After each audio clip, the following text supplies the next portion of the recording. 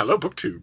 I thought I'd give you an update on my March of the Mammoths progress. That's yet another BookTube event that's happening in March that was organized by Old Blues Chapter and Verse, Totally Pretentious, and Big Al Books that is meant to concentrate on the Mammoth books in your collection, the books that are 800 pages or more. And, of course, I regularly read books that length. I read very fast, and I read all the time. I don't have anything distracting me from reading the way the rest of you do. I don't have a job or the need to put on pants or classes or family or friends or loved ones or children or anything of the kind. I don't even have hygiene. All I do is read and take care of my little Hanoverian warrior princess who needs very little in the way of maintenance. But I wanted to give you an update on the waves of Riverdale-style melodrama that have been going on in my March of the Mammoths. I had two Mammoths in mind, one of which is in the 800-page range and which was long overdue for a reread, and I have been enjoying the reread so much. And it's this book. I think we've seen it on this channel before. This is Katharine Graham's Washington, right around 800 pages. It's an anthology that the legendary Washington Post poobah, Katharine Graham, oversaw about writings over the last century or so about her hometown, about Washington, D.C. And it's a big book, and it is utterly delightful. I have I have a whole shelf of books like this on evocations of Washington, D.C., of America's capital. I once lived and worked in Washington a long time ago for a little while, and I admit, even though it is a southern city, even though it is swampy and incredibly hot, I fell under its spell. Same way that a lot of people do when they live there. And it's not just the easy reduction of that a lot of people give is that the proximity to power is what produces that charm. That isn't true. It's easy to do that. A lot of people humble brag by doing that. But actually, the place has a weird charm on its own. I don't know if this is still true in 21st century, but when I was there, it had a charm of its own. It could work on me. It could work on just about anybody. And this book is Kay Graham just going through some of her favorite writings of people, capturing a million different shards and facets of that charm. I love it, and when I intentionally picked it off the shelf for March of the Mammoths, and realized after about 20 or 30 pages that it had been way too long since I went after this, since I read through this just from front to back. This was a sort of a follow-on companion piece to the success of Katharine Graham's memoir. It had long been rumored to be coming out. It was, people were wondering, would it be boring? Would it be interesting? Would it be scandalous? That sort of thing. And instead, it was an amazing work. Just an amazing 20th century memoir. And this is, in a way, kind of outward-facing reflection of that. Because really, Kay Graham comes through in this book. I mean, a lot of other people do. Everybody's in here. Everybody. All the presidents' wives, Henry Kissinger, all sorts of advisors like that, all sorts of outside observers, going all the way back to Woodrow Wilson and even further, and all the way into the present day, and a million different voices, just wonderfully chosen, and wonderfully set off against each other as well. But also, she also comes through in this book quite often, sometimes directly, sometimes indirectly, and always through choice, through her choices. It's just a wonderful, wonderful book. If you are, like me, somewhat smitten with Washington, D.C., or at least at some point in your life have been, it's a book to read, definitely. And then the other mammoth that I have been compulsively working on, is outside of the range. I am just myself. The channels that made this event, I have not stipulated this, but just myself, I am reflexively thinking that I am reflexively restricting Mammoth to a book around 800 pages long, and kind of sort of hoping for the most off-putting of all off-putting read-alongs, which would deal with megalodons, which would deal with books that are over 1,000 pages as a separate category. So this next book kind of sort of would fit that, but of course no one's made such a read-along, and no one's likely to would join. 800 at least seems doable. So, and this thing is well over 800 pages long. It is, in fact, a very long book's length past 800 pages. I read it over the course of a long weekend, and I have been grappling with it ever since, going back to it, reading chunks of it again, getting sucked into it again, because I think it's brilliant. Even in English translation, it's this thing. It's the Catholic School. We saw it on this channel. It's enormous. It's 1,200 pages long, and I have just been... I have been under this book spell for a good solid week now. I don't know what to do about that, aside, of course, from my fiduciary duty. Come August, I will, of course, review this. And I will do my best when... I view all books as my little wards. I want to talk about as many of them as possible in front of an audience. And social media has made that easier than ever. Because I can write a review for Open Letters, for instance, the online electronic-only literary journal where I'm an editor. I can write a review for that, and then Britta and I can just work to get the word out. We work to get the word out on all the reviews that are on Open Letters. So in that sense, you're reaching a larger audience than is ever coming to where you are. And I like that about social media. It gives you the ability to put things in front of people that they would otherwise have to go and find. I know that I myself benefit from that all day long on social media, so I'm glad to be able to do it. But also, when it comes to books like this, I also want to do something more than that. I want to find the biggest of that come-to-me venue size that I can and use it to cry up books that I really want to bring to the attention of readers. So I'm going to try that with this book I have all summer, to try to find a venue, the biggest venue that I can, to write about this thing, to reach the largest number of people. I now want a lot of people to read this, and it's going to be tough. It's going to be very tough. I know quite a few working book reviewers in the United States and the UK, and we email and text and chat all the time about upcoming books, and some of them have access to fairly good venues for book reviews, but they are normal people. They are normal people. They have the aforementioned jobs and wives and children and social obligations. And they also sleep. 1/3 of their time on Earth, they sleep. They don't just do that, they look forward to it. They look forward to it. They give themselves little samplers of sleep called naps and lavish attention on them. So that these people, by 10:30, 11:30 at night, they are ready to go into a coma until at least 7 or 8 the next morning, unless an alarm clock gets them up early. So they're losing all that time, too. And so recommending to them, urging them to read and review a 1,200-page novel, it's an uphill climb. But I will certainly do it, and I will still try. I don't know how I'm going to do it. If those working book critics will look at this thing askance, even though reading books is a large part of their life, then what am I supposed to say to the normal reader? How am I supposed to convince the normal reader to read this thing, even to try? I don't know. I'll come up with a way. I'll do my best anyway. So for March of the Mammoths, this has been prominent in my mind. I mean, I've been rereading Kay Graham's Washington, but this has been prominent in my mind as well. And I was working on both of those when suddenly, yet more March of the Mammoths melodrama reared its ugly head. Because my fellow booktubers, David Murphy and Alex at Whatpageareyouon, started mocking and body shaming me because they're both reading a Mammoth for March of the Mammoths. One particular thing, the Macduff translation of The Brothers Karamazov by Dostoevsky in the Penguin Classic edition.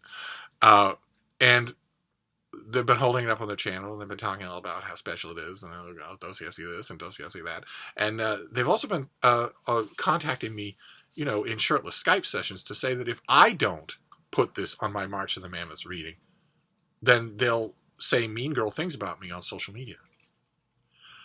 And you know how insecure you are at age 28. I don't want anybody doing that. So it's March of the Mammoth mean girls going on here, where they're sort of arm twisting me to reread this translation in the Penguin Classic. Now, I admit this is a really good translation of the Brothers Karamazov, which is it's Dostoevsky at his most Dostoevskian. It's full of set pieces. It's full of philosophical and social and economic and especially religious maunderings, and that's tough to do. I mean, it's not tough to do. God help us. It's easy to do. It's tough to translate in a way that's in any way engaging, and this translator really does. It's David Macduff, and I wonder, do we have anything about him? He's born in 1945. Must be ancient. And educated at the University of Edinburgh. His publications comprising a large number of translations from foreign verse and prose, including the poems of Joseph Brodsky and somebody else that I don't know, Thomas Van Clova. Doesn't sound Irish at all. As well as contemporary Scandinavian works. Yeah, okay, he's done a ton of translating. He's translated a number of 19th century Russian prose works for the Penguin Classic line, including The Brothers Karamazov, The House of the Dead, Poor Folk and Other Stories, The Idiot, Tolstoy's The Kreutzer Sonata, and Other Stories. Wow, lots of stuff. Okay, so it looks like The Brothers Karamazov is by far the biggest thing he's ever translated. But it reads really smoothly. And I'm glad of that, because I kind of have to read it. I have to reread it for March of the Mammoths, or I'll have people, ghosting me on social media. Such a snake pit we have here on BookTube. So I was tending to bump other Mammoths in order to make room for this, just so that I wouldn't be called an incel on social media. And that was one manifestation of March of the Mammoths melodrama, and then another one happened. In the middle of reattempting this book, another mammoth heaved into view. And it has also been monopolizing my time, and it is also a megalodon. It is also over 1,000 pages. It's this. The Silver Age Justice League Omnibus Volume 2. There's our team.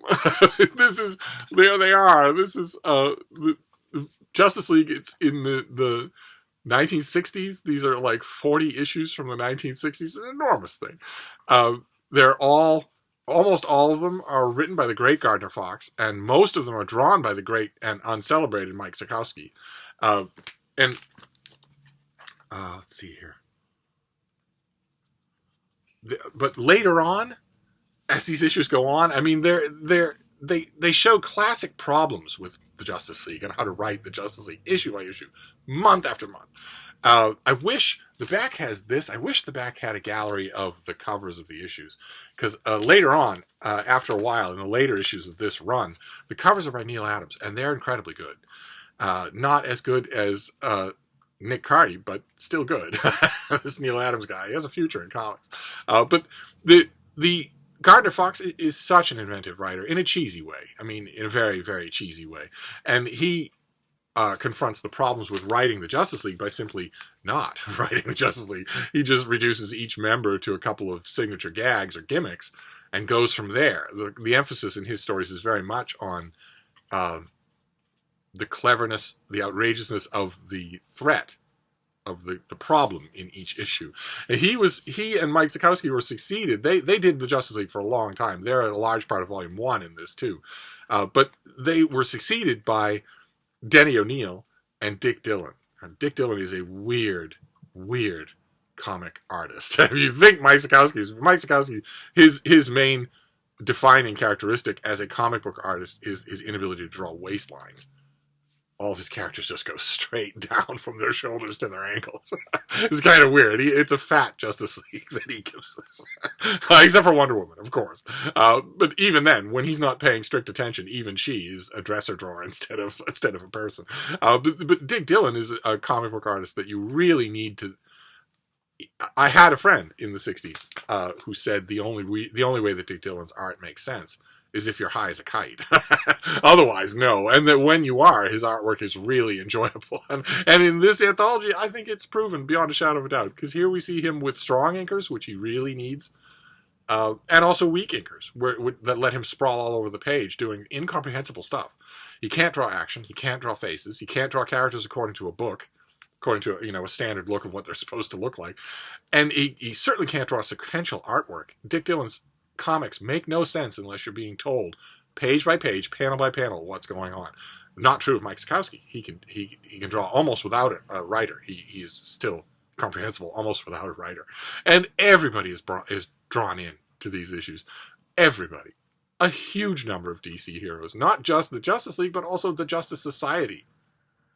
The World War II era collection team of superheroes, the first superhero team, that DC somehow had to make sense of. They had to make sense once they had a hiatus and they decided to revamp all of their characters. All of a sudden, they had two versions of the Justice League, and they called the later one the Justice League, and decided eventually that the Justice Society took place on a parallel Earth in another dimension. But that didn't stop them from teaming up, and the team-ups were so popular that they started happening a lot. The Justice Society is all through this book. And that invites some interesting comparisons, because the Justice League, of course, you can see right here. There's Green Arrow, who is a normal human being who's an expert marksman. There's the Flash, Barry Allen, who can run at super speed. There's Green Lantern, Hal Jordan, who has an alien's super scientific ring that allows him to, an energy ring that allows him to make hard light energy constructs out of anything he can imagine. There's Wonder Woman from Paradise Island. There's Aquaman, who is just Aquaman. Now he needs no introduction at all, since he is one of two superhero movies to make over $1 billion.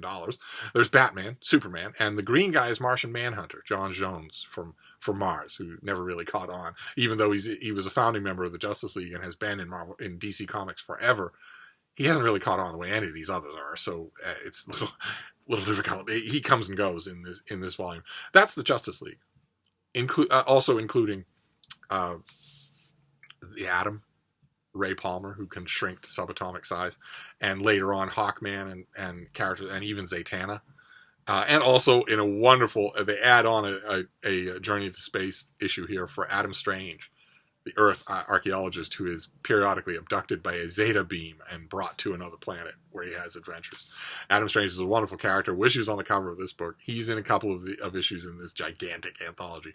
But when the Justice League meets the Justice Society from an alternate Earth, you all of a sudden get the very awkward realization that the Justice Society is a much more powerful team. And also maybe more interesting? I don't really know. It seems like heresy to say. They also have an Atom, a character called the Atom. And their Atom is just a short guy. He's just short. He's very short. He is small. That's what he has in common with an Atom. He's very small. He's really powerful. He fights with his fists. They have Wildcat, who is a grown man who dresses like a cat and who punches things and things like that. But they also have a Wonder Woman of their own. That alternate Earth version of Wonder Woman. They have that alternate Earth version of Superman and Batman. They don't have a Martian Manhunter, but they do have a Green Lantern, Alan Scott, whose ring is mystical rather than technological, rather than science fiction. It's mystical, which means it's capable of a lot more. They have a Flash, Jay Garrick. He's apparently just as fast as Barry Allen. They don't have an Aquaman, and they don't really have a Green Arrow, but they have a whole bunch of other characters as well, like, for instance, Our Man, who is a normal human being, and except when he pops a super pill, and then for an hour he has Superman-level abilities. Can't fly, but he can lift cars, bend steel in his bare hands easily. They have Dr. Fate, who's not only physically invulnerable, but has a vast amount of sorceress abilities. He's like a physically powerful version of Doctor Strange. And they also have the Spectre, who is the living embodiment of the wrath of the Christian God. So he's effectively all-powerful. In this comic, when he appears, he's fighting interdimensional creatures that are gods, that easily shame both the Justice League and the Justice Society. And the team also has this New York doofus named Johnny Thunder, who has command over a sentient mystical thunderbolt that will do anything he tells it to, and it appears almost as powerful as the Spectre. That's a lot to pack into a team. That's a very lot to pack into a team. When you see that, and you think about the Justice Society adventures that not a lot of comic readers in the 60s remembered the Justice Society adventures. Certainly reprint culture had not caught up with them, so you might be forgiven for not really, they're guest stars. in these issues.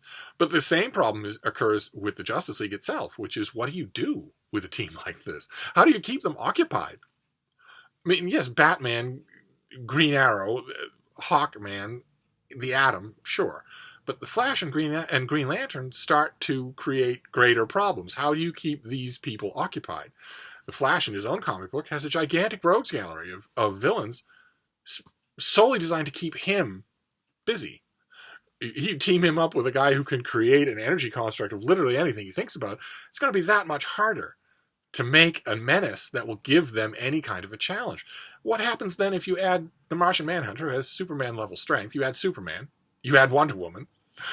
You add Batman, who's never at a loss for how to fix something. What do you do when you get all these people together, 8 or 9 of them at a time? And like I mentioned, Gardner Fox's approach to how to deal with that was not to deal with it. It's shameful in a way, because one of the easiest ways to get rid of some of these problems is just to be sexist. Unfortunately, that happens all throughout these issues. Early on in this anthology, there's an issue devoted to the Justice League welcoming Hawkman as a member. And when they're welcoming him as a member, they shamefacedly, kind of awkwardly apologize to Hawkgirl because they're not inviting her. And also, many times in many fights, Wonder Woman is reduced to simply her magic lasso. If she can't do something with her magic lasso, then it's presumed that she can't do anything at all. Except when the writer remembers, Denny O'Neil remembers it more than Gardner Fox does, that she's also incredibly powerful. Lasso or no lasso, she's as strong as Superman. Sometimes Gardner Fox remembers that when it's convenient for him. Otherwise, he forgets it, and the reader's supposed to forget it. Denny O'Neil remembers it a little more often, but still. The days of the Wonder Woman in today's Justice League are a long way off in these issues. But there's still a lot of fun. There's still a lot of fun in these issues. They are bizarre, but they are fun. This is a growing period. This would be the obnoxious sports analogy. This is the Justice League moving from a team book for kids to a teen book for adults. And in these issues, in these 40 issues, they hadn't quite figured out how to do that yet. And the awkwardness gets worse before it gets better. Volume 3 of this is much worse along those lines. Still entertaining, but very much groping its way towards a modern-day team incarnation. And the Justice League has had lots of awkward moments like that. Now, these last maybe 10 years, maybe 15 years, have been really a golden age for the Justice League, where all the characters are in character, and where the threats are just dialed up so that the powers of our team don't have to be dialed down. That's really refreshing. But this certainly counts as a mammoth. It's enormous. So that is my March of the Mammoths melodrama. we have the Justice League. We have Katharine Graham's Washington, an anthology volume that she oversaw that is just delightful. We have the Catholic School, which I didn't know about it when I think we hauled it on this channel, and at the time it seemed like maybe this was going to be just an obnoxiously long sample of autofiction. The author draws heavily on his own life, but it's brilliant. It's brilliant, and also the peer pressure. The peer pressure of the Penguin Classic Brothers Karamazov. So, March of the Mammoths marches on. We're only in single digits still for March, so there's plenty more Mammoth time to go. But I'm going to wrap this up for now. I just want to give you an update. So I'm going to get back to the Brothers Karamazov, so I'm not called an incel. Thank you, BookTube.